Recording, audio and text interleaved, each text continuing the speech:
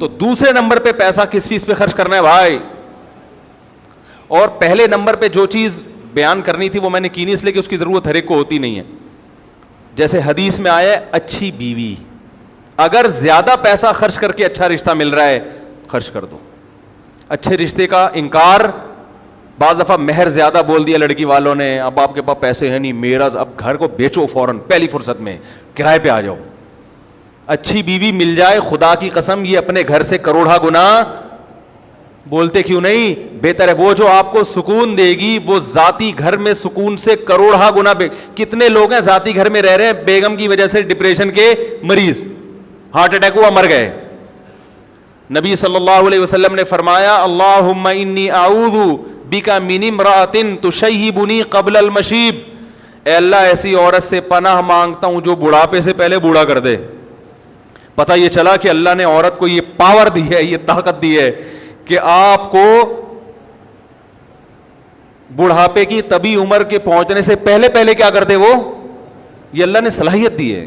خواتین کی تعریف کر رہا ہوں میں، بڑی بڑی اللہ نے خواتین کو صلاحیتیں دی ہیں، جن میں ایک صلاحیت یہ بھی ہے کہ آپ کی جوانی، بڑھاپے کی عمر 60 سال تھی، ریٹائرمنٹ کی عمر 60 سال تھی، اس نے 40 سال میں آپ کو ریٹائرمنٹ کے قابل بنا دیا، مینٹلی ریٹائر کر دیا اس نے. آپ آفس میں جا کے آپ نے استعفیٰ دے دیا، بھائی 60 سال تک میں انتظار، بولو نا بھائی نہیں کر سکتا.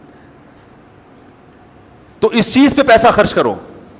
سمجھ رہے ہو کہ نہیں؟ اپنی اولادوں کے لیے بھی اچھا رشتہ ملتا ہے، ریلیشن بنتا ہے بھائی نکاح سے، اس پہ پیسہ خرچ کرو. کرتے ہی نہیں. ابھی دیکھ لو نا، وہ میں نے پہلے ایک صاحب کے ذمہ لگایا رشتے کرانے کا نا، انہوں نے 10,000 روپے فیس رکھی، میرا اس میں کوئی وہ نہیں تھا بھائی.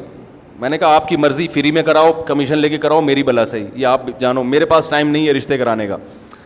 انہوں نے 10,000 روپے رکھ دی فیس. انہوں نے کہا اگر کوئی ایکسٹرا آرڈینری اچھا ہوگا تو 1,00,000 روپے لوں گا. ان کی مرضی، جیسے جو چاہے کرے وہ. یعنی انہوں نے کہا کہ اگر کسی کی شادی میں نے کرائی ایسی جگہ جو بہت ہی اچھا رشتہ ہوا، لڑکی والوں سے 1 روپیہ نہیں لیا انہوں نے، لڑکے والوں سے، کہ اگر میں نے بہت اچھی جگہ نکاح کرا دیا تو پہلے بتاؤں گا کہ یہ رشتہ ہے، لیکن اس کے میں کتنے لوں گا؟ 1,00,000. تو انہوں نے جو مجھے رپورٹ پیش کی، ایسے ایسے کنجوس کمبخت جن کی آمدن ہے 1,00,000 روپے کما رہے ہیں ماہانہ، انہوں نے کہا 1,00,000 ہم دینے کے لیے تیار، حالانکہ رشتہ بہت اچھا ان کو پسند بھی آ گیا.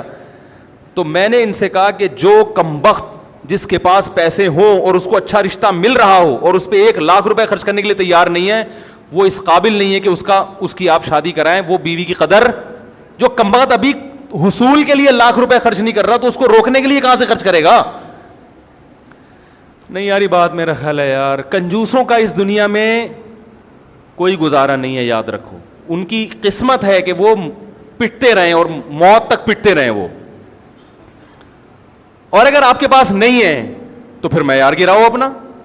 دنیا کا اصول ہے بھائی گوشت خریدنے کے پیسے نہیں ہیں تو گوشت والے کو جا کے مت بولو کہ قیمت کم کرو، آپ کدو کھا لو. آپ بولو اللہ نے مجھے گوشت کی صلاحیت نہیں رکھی، کوئی بات نہیں، دنیا میں بہت سے کدو کھا کے بھی زندہ رہتے ہیں. ابے کیا ہو گیا، غلط کہہ رہا ہوں کیا میں؟ لڑکی کا باپ تو آپ سے مہر زیادہ لے گا، اس کو پتا ہے میری بیٹی کی یہ خصوصیت ہے، ایجوکیٹڈ ہے، پڑھی لکھی ہے، خوبصورت ہے، کم عمر ہے، اس کا حق ہے کہ وہ بولے بھائی اس کے مہر میں زیادہ لوں گا، اس کا حق ہے. اس کو ترغیب دی جا رہی ہے سستے میں، یعنی دیکھیں اتنا مہر اسلام میں اچھا نہیں ہے، پسندیدہ نہیں ہے، دیکھیں ایکچولی تو بھائی اسلام میں سخاوت بھی تو ہے نا. گاڑی پہ کم بہت تو اتنے پیسے خرچ کر رہا ہے، رکشے پہ اتنے پیسے خرچ کر رہا ہے، کھانے پینے پہ اتنے اڑا دیتا ہے.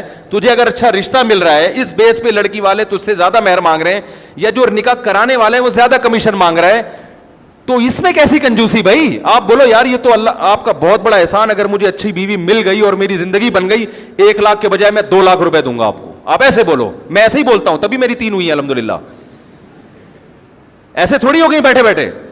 میں نے کسی کے ذمہ لگایا کوئی اچھا رشتہ بتاؤ، انہوں نے کہا یہ رشتہ ہے لیکن وہ مہر زیادہ مانگ رہے ہیں. میں نے کہا اس ڈبل کر دو، اتنی جتنی استطاعت ہو. بعض جگہوں انکار بھی کیا، میں نے کہا بھائی ڈبل تو کر دو، لیکن پھر جو بچے پہلے سے ہیں پہلے ان کا حق ہے، ان کو تو کھلاؤ نا پہلے. نہیں یاری تو رہنے دیں، ایسے ہی رہیں جیسے ہیں نا. بس اس پہ خوش. ذاتی مکان، میرا کوئی ذاتی مکان نہیں ہے، نہ ذاتی پراپرٹی ہے. بنا بھی سکتا ہوں, اللہ بہت دے دے تو بنا لوں گا. میرے نام سے ممکن ہے کوئی کہے کہ فلاں پراپرٹی آپ کے نام سے, وہ پھر مجھ سے الگ میں ملے تو میں بتاؤں گا اس کی کیا کہانی ہے. تو ذاتی جو ہے نا, نبی صلی اللہ علیہ وسلم فرمائے نحوست کتنی چیزوں میں ہے؟ 3 چیزوں میں. گھر میں, گھر کا مطلب کیا ہے کہ ذاتی گھر ہے, بے شک ہوادار نہیں ہے, دھوپ روشنی کا انتظام نہیں ہے بھائی, کشادہ نہیں ہے, گھر کشادہ ہو, ہوادار ہو, دھوپ کا انتظام ہو, روشنی آتی ہو, یہ چیز, اور پڑوسی اچھے ہوں, یہ چیزیں نہیں ہیں, نہ کم بخت دھوپ کا کوئی انتظام ہے, گھر مرغی کا ڈڑبا لگ رہا ہے, 80 گز کے گھر میں 12 بچوں کو ایک کمبل میں ٹھونسا ہوا ہے بھائی, لیکن فخر اس پر ہے ذاتی گھر ہے. سرجانی ٹاؤن میں میرا, بولو نا, ذاتی گھر ہے. تو پاگل پنے کی علامت ہے. اللہ کے بندے کرائے پہ رہ لیتا, کیونکہ آپ کو یہ کہ یہ اینٹ آپ کی ذاتی ہو, اس کی آپ کی باڈی کو یہ چیز سمجھ میں نہیں آتی کہ یہ روشن دان آپ کا لگا ہوا, یہ پنکھا, باڈی کہتی ہے پنکھے سے ہوا مل رہی ہے کہ نہیں مل رہی ہے, باڈی کو دھوپ چاہیے نا. کیا ہو گیا بھائی, آپ کو پتہ ہے میری ایک پنجاب یونیورسٹی کے ایک پروفیسر جو بہت ہی سینئر پروفیسر ہیں, انوائرمنٹ پہ ان کی یعنی مہارت ہے, جو انوائرمنٹ پہ جو ہے نا پی ایچ ڈی بھی کیا ہوا ہے انہوں نے, اور انوائرمنٹ پہ ان کے بہت مقالے بھی ہیں کہ ماحول انسان کی صحت پہ کیسے اثر انداز ہوتا ہے. انہوں نے بتایا, ایک میٹنگ تھی ان سے, انہوں نے کہا کہ اچھا وہ مجھ سے ملنے کے لیے آئے تھے اسپیشلی, اور ملنے کے لیے اس پر آئے تھے کہ یہ جو آج کل خواتین نسل روکتی ہیں اور کہتی ہیں صحت خراب ہوگی, میں نے آپ کا بیان سنا ہے کہ نسل روکنے سے خواتین کہتی ہیں صحت اچھی ہوگی, زیادہ پیدا ہوں گے تو صحت خراب ہوگی. تو آپ کا میں نے بیان سنا ہے, میں آپ کو اپریشیٹ کرنے کے لیے آیا ہوں کہ میڈیکلی 100% درست ہے. نسل روکنے سے عورت کی صحت برباد ہوتی ہے, بچے پیدا کرنے سے برباد نہیں ہوتی, نیچرل ہے. تو لاہور میں اسپیشلی ملنے کے لیے آئے تھے, اس پہ اپریشیٹ کرنے کے لیے کہ کہہ رہے ہیں کہ کرو, یہ ماحول نے جو ہے نا یہ سب لوگوں کو الو بنا دیا. تو وہ اس پہ کہہ رہے تھے کہ گھر میں دھوپ اور ہوا کا انتظام صحت کے لیے بے انتہا ضروری, روشنی آنی چاہیے گھر کے اندر. اور آج کورڈ گھر بنائے جا رہے ہیں, اے سی میں بیٹھے رہتے ہیں 24 گھنٹے, بیڑا غرق ہو رہا ہے صحتوں کا.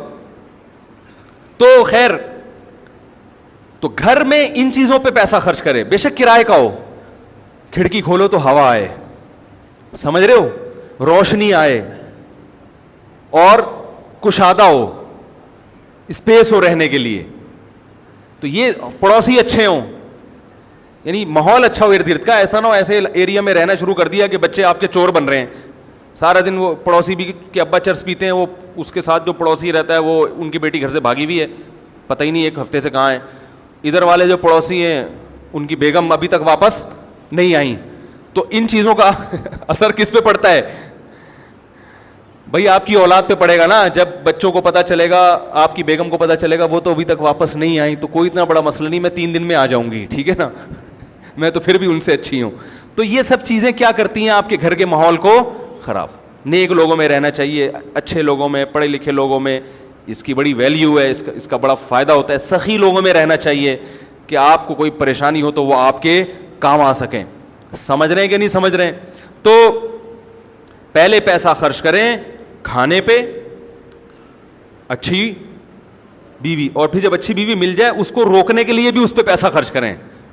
کنجوسی کی وجہ سے اگر آپ کی بیوی آپ سے بھاگ گئی تو یہ آپ کا ذاتی گھر, یہ آپ کے کچھ کام نہیں آئے گا. تو اگر کرائے پہ رہ لیں لیکن بیگم سے کہیں کہ بیگم اچھا کھائیں گے, اچھا پہنیں گے, اچھی سواری رکھیں گے, سوئٹزرلینڈ جائیں گے گھومنے کے لیے, پھر اگر پیسے بچ گئے ذاتی گھر بھی بنا لیں گے. بیگم کو یہ باتیں سمجھ میں آئیں گی نہیں, لیکن انشاءاللہ اس پر عمل کریں گے, ریلیشن کیا ہو جائے گا؟ بولو نا بھائی. اچھا اگر ذاتی گھر بنا لیا, نہ اچھا کھلا رہے ہیں نہ اچھا پہنا رہے ہیں, تو وہ 3-4 دن تک تو اس کو احساس ہوگا میرا ذاتی گھر ہے, اس کے بعد وہ یہ بھول جائے گی, ٹھیک ہے نا. پھر روز روز لڑائیاں ہوں گی, کمبد ڈبو کے مفتی صاحب کا بیان سن لیا, بٹ ڈبو کے کھانے کا اپنا مزہ ہے, ٹھیک ہے نا, اسی پہ ٹرخا رہا ہے. نہ علاج کے پیسے ہوں گے, نہ تعلیم کے پیسے ہوں گے. تو 3 چیزوں پہ خوب پیسہ خرچ کرو, خوراک اور شادی پہ خرچ کرو پیسہ, اور سواری اچھی ہونی چاہیے, اور گھر اچھا کا مطلب بے شک کرائے کا ہو مگر کھلا ہوادار. اس کے بعد اگر آپ کی بچت ہے تو بھی میں اس سے پہلے ایک اور چیز کہتا ہوں کہ ذاتی گھر بنانے کے بجائے وہ پیسے سے پراپرٹی خریدو بیچنے کے لیے. سمجھ رہے ہو؟ اس میں پروفٹ زیادہ ہے. بڑے بڑے تاجر ہم نے دیکھے کرائے پہ رہتے ہیں, جتنا پیسہ گھر کے میں وہ تجارت میں انویسٹمنٹ کرتے ہیں, کہتے ہیں اس سے ڈبل کر لو بھائی, کیونکہ گھروں کی قیمتیں اتنی اسپیڈ سے نہیں بڑھتی جتنی پراپرٹی سے پروفٹ آنا شروع ہوگا. تو آپ نے جو ڈیفینس میں 1000 گز کا بہترین بنگلہ کرائے پر لیا ہوا ہے تو 2 بنگلے رینٹ پر لے لو آپ, اور انہیں ملا کے فٹ بال کا میدان بنا دو. ایک مثال دے رہا ہوں کہ حقیقت نہ سمجھیں اس کو, یعنی اس سے بھی لگژری گھر لے لو آپ رینٹ پر. سمجھ رہے ہو؟ اور جب کوئی غربت کا تانا دے ہائے تم تو ساری زندگی اپنا پلاٹ نہیں بنا اپنا مکان نہیں بنا سکے, لوگ اس غربت کے تانے سے بھی ڈرتے ہیں. تم تو رینٹ پہ رہتے ہو, آپ بولو میرے بحریہ ٹاؤن میں 10 پلاٹ ہیں, زیادہ فری ہونے کی ضرورت